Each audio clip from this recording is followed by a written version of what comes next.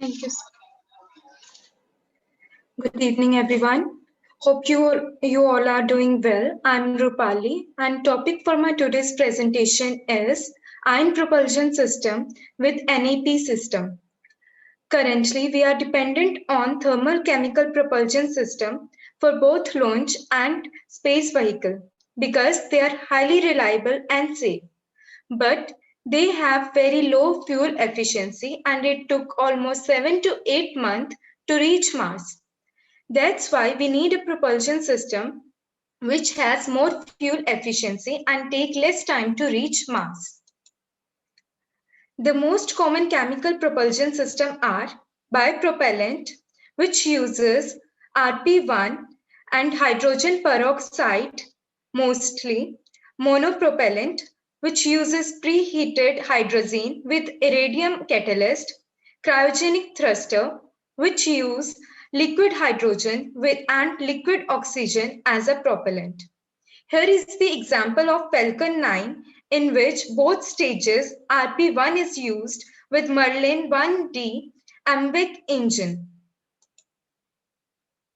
There are some problems with chemical rocket which make them unfavorable for the space propulsion. The first problem is mass limited engine.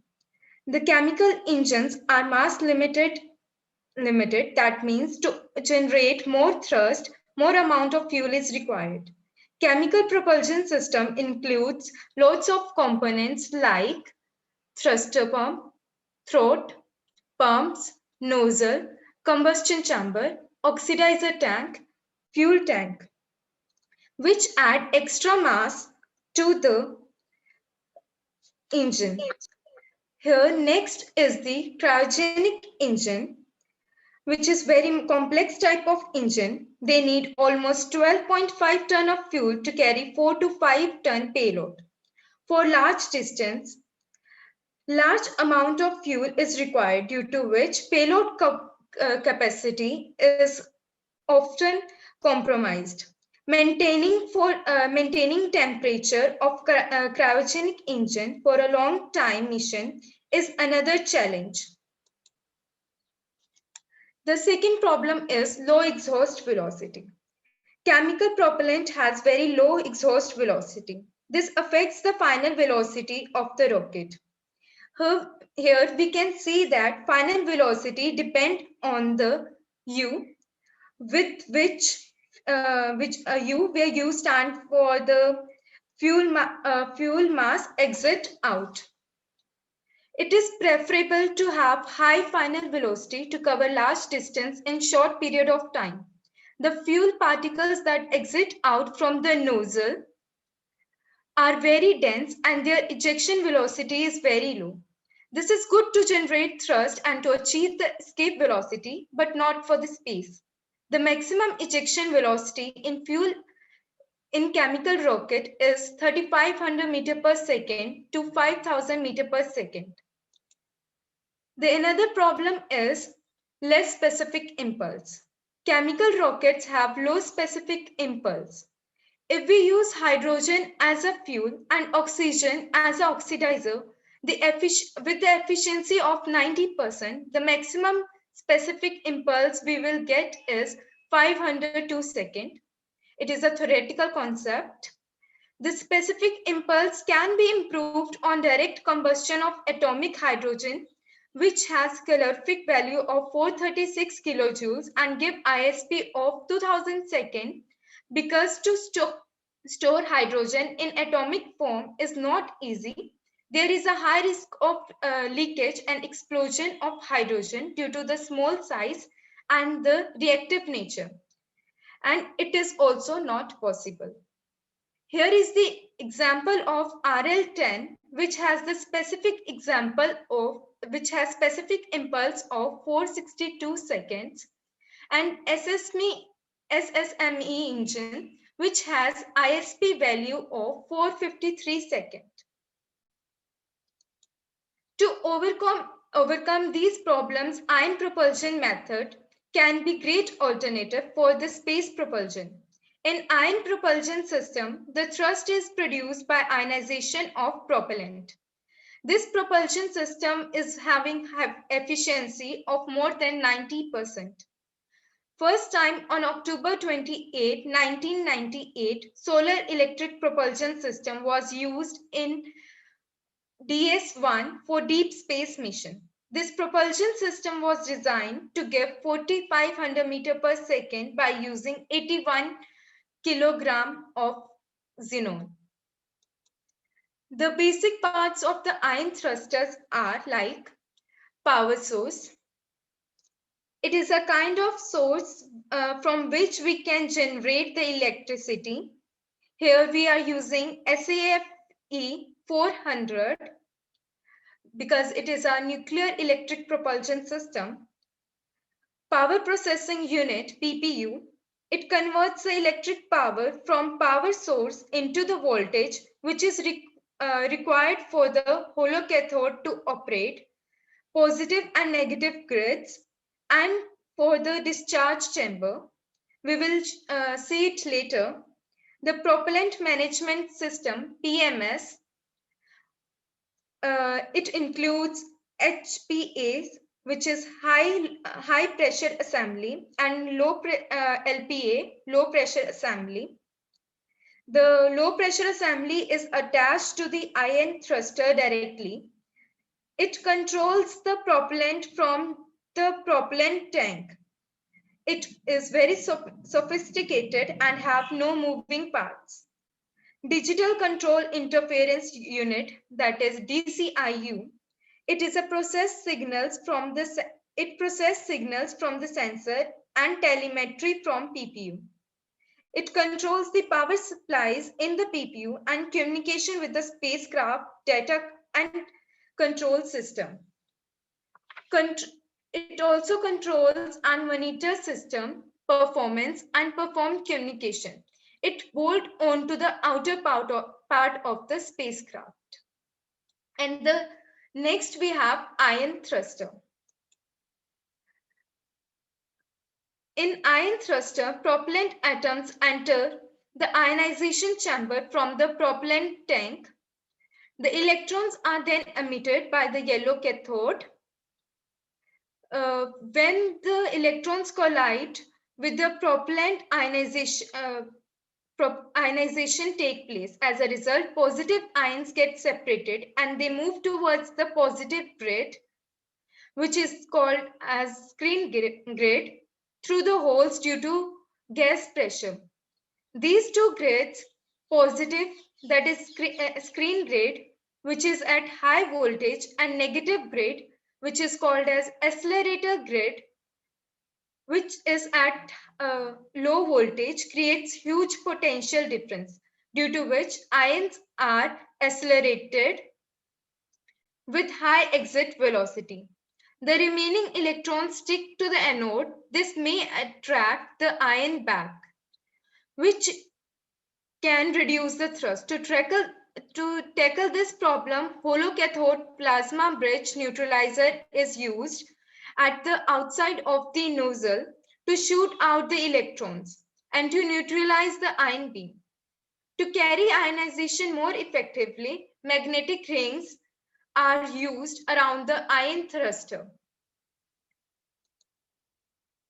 The propellant used for the ion thruster. To have high specific impulse, it is essential to use right propellant. There is a wide variety of propellants available, but the propellant which can be stored for the long period of time and have low ionization energy is preferable. That's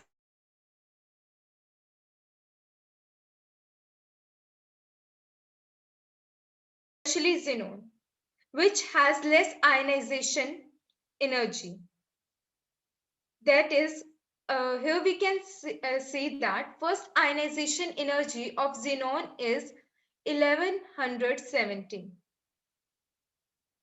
Also, the mass of xenon is high. That here we can see the atomic mass is 131.293. From the thrust equation, we can see the mass atom affects the thrust. Xenon has very high exhaust velocity, on an average 40 km per second, whereas the chemical propellant produce average exhaust velocity of 3.5 km per second. This affects the ISP. Here we can see ISP is depends upon U. Here U is the velocity with which fuel mass exited out, that is the exhaust velocity. From the equation, we can conclude that the specific impulse depends on the velocity with which fuel mass is exited out.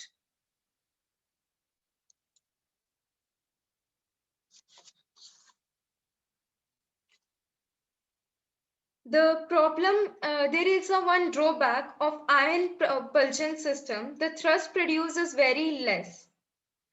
It is in millinewton. The maximum thrust produced by NSTAR is approximately 106 millinewton, and the next is 236 millinewton. That is the reason why ion propulsion system is not used for the heavier spacecraft. It is used only for the lighter spacecraft for maintaining the orbit altitude. But this can be improved. As we saw, the potential energy of the ion as it leaves the ionization chamber is determined by the voltage difference between the screen and the accelerator grid. Ion achieves kinetic energy as it leaves the electrostatic field. Here also we can see that kinetic energy is dependent upon the voltage. Uh, assuming that the power supplied by energy source is W is consumed completely by the energy source into the kinetic energy. So we can write the power to thrust to power ratio.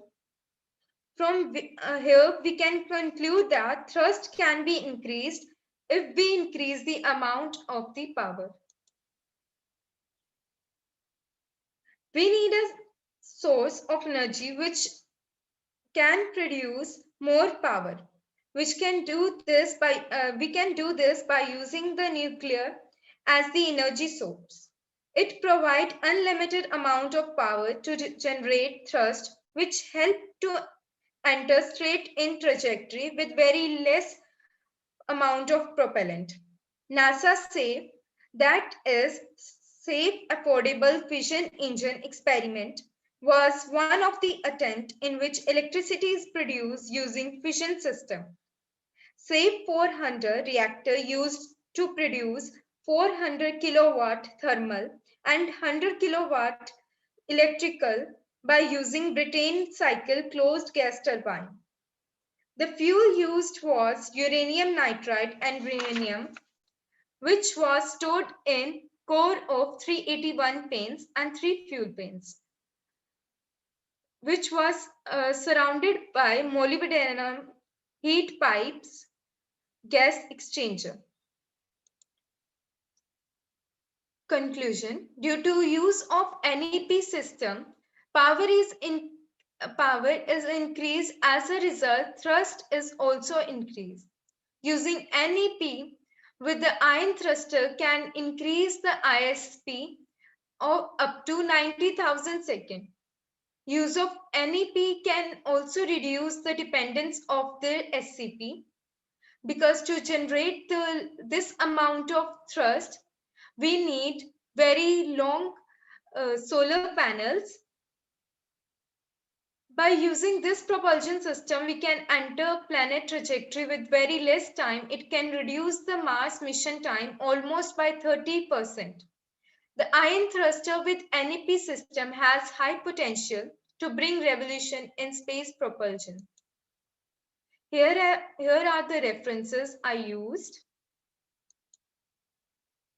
At the end, I would like to thank Space Habitat event for giving this wonderful platform to Dr. Sudhir Kumar Chaturvedi for his mentorship, and to all the listeners.